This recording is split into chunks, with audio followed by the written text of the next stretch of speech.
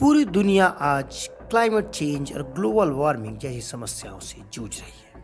ऐसे में दुनिया के सभी देश नेट जीरो का लक्ष्य हासिल कर रहे हैं। नेट जीरो से मतलब है कि वे कार्बन उत्सर्जन को ना के बराबर उत्सर्जित करेंगे। कार्बन उत्सर्जन हर देश की ज़रूरत है, क्योंकि आज दुनिया में ऊर्जा की मांग है। इसके लिए वे फॉसिल फ्यूल बर्निंग और साथ साथ कई सारी औद्योगिक फैक्ट्रियां लगाते हैं। और आज दुनिया का हर देश अपने देश में नेट जीरो एमिशन के गोल को प्राप्ति की ओर अग्रसर है, जिसको लेकर दुनिया भर में एक बहस छिड़ी हुई है कि अगर दुनिया नेट जीरो गोल को हासिल कर लेता है तो इसके बाद क्या होगा।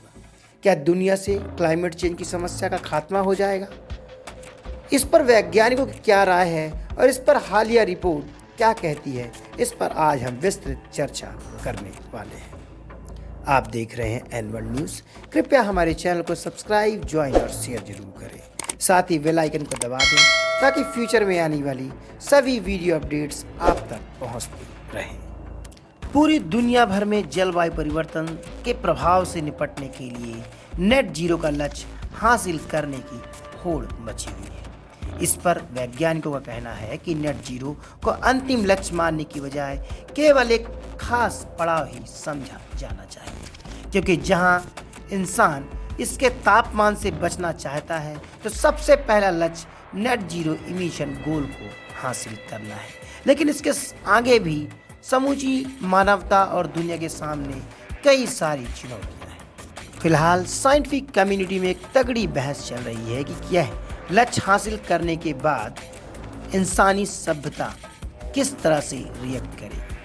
लेकिन एक शोध ने वैज्ञानिकों ने कहा है कि हमें नेट जीरो से आगे भी कुछ और भी करने की आवश्यकता है। दोस्तों, आपको बता दें कि 2015 में पेरिस क्लाइमेट समझौते में नेट जीरो के लक्ष्य को हासिल करने की एक संकल्प लिया गया था। उससे पहले भी कई सालों में उस पर काम चल रहा था। इस पर बहुत व्यापक बहस चल रही थी कि लक्ष्य कब हासिल होंगे। हालांकि हर देश ने अपना एक एजेंडा सेट किया और भारत भी 2070 में नेट जीरो इमिशन गोल प्राप्त कर लेगा। लेकिन उसके बाद क्या? यह पूरी दुनिया के सामने एक सवाल बनकर उभर रहा है।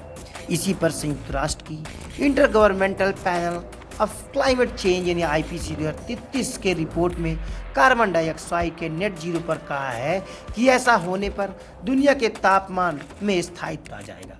अगर पूरी दुनिया आज नेट जीरो इमिशन गोल हासिल कर लेती है तो पूरी दुनिया भर का टेम्परेचर स्टेबल हो जाएगा। रिपोर्ट में कहा गया है कि अगर दुनिया में औसत तापमान बढ़ोतरी 1.5 डिग्री सेल्सियस पर स्थिर करना है तो पूरी दुनिया को 2050 तक नेट जीरो गोल हम इमिशंस को हासिल कर लेना होगा। लेकिन भारत जैसे कई सारे देशों के लक्ष्य 2050 के बाद के हैं। साथ ही वैज्ञानिकों का यह भी मानना है कि 2050 तक अगर पूरी दुनिया नेट जीरो गोल को हासिल नहीं कर पाती तो 21वीं सदी में पूरी पृथ्वी में काफ़ी परिवर्तन हो सकते हैं। साथ ही डिजास्टर्स की भरमार पूरी दुनिया भर में आ सकता है। साथ ही सी लेवल राइज का बढ़ना पूरी मानवता के लिए एक वैश्विक चुनौती बना हुआ है।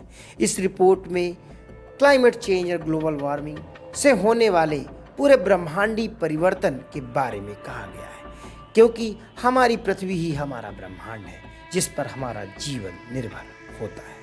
अगर हम डिजास्टर्स में अर्थक्वेक, फ्लड, साइक्लोन की बात करें तो पूरी दुनिया भर की इकोनॉमी को यह खासा इम्पैक्ट करते हैं और इस रिपोर्ट में इस पर काफ़ी कुछ कहा गया है।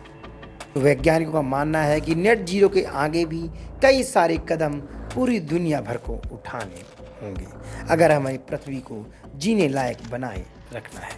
नमस्कार।